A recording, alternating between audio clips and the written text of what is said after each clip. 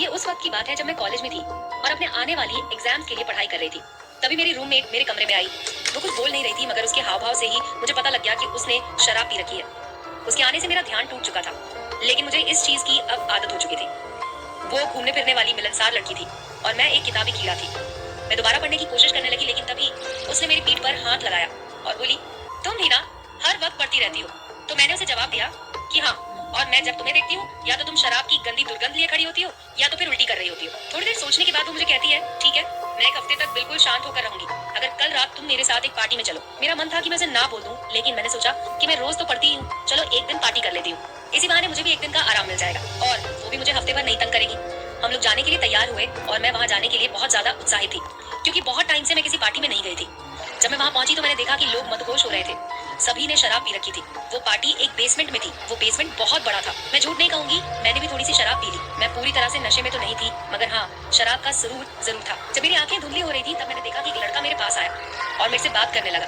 वो दिखने में काफी अट्रैक्टिव था। हम लोगों ने एक दूसरे के नाम पूछे।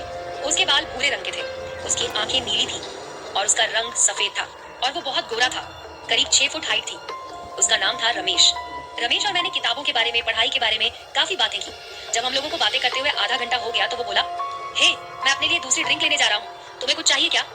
और मैंने भी हाँ में सिर हिला दिया। मैंने कहा, क्यों नहीं, मुझे भी मजा आ रहा है। बाद में वो ड्रिंक लेकर आया और जो मुझे अगली बात याद है कि हम दोनों उस कमरे में एक सोफे पर एक दूसरे से किस कर रहे थे। सब कुछ काफी तेज हो रहा था। तभी उसने मुझसे पूछा कि क्या तुम मेरे घर चलना चाहोगी?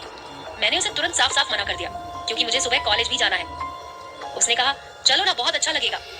लेकिन जब मैंने पूरी तरह से उसे मना कर दिया तो उसे अंदाजा हो गया कि वो चाहे जो भी कर ले, लेकिन मैं उसके साथ नहीं जाने वाली।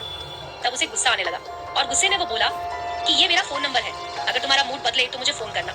उसने मुझे एक छोटा सा कागज दिया जिसपे उसका नंबर लिखा हुआ था। बाकी मुझे उस रात का कुछ भी याद नहीं। अगली सुबह मैं अपने बिस्तर पर थी। मेरे बगल वाले बेड पर मेरी रूममेट जोर से खर्राटे मार रही थी। जब मैं सोकर उठी तो मैंने अपनी जेब में हाथ डाला और मुझे वही कागज मिला जो मुझे पिछली रात रमेश ने दिया था, जिस पर उसका फोन नंबर लिखा था।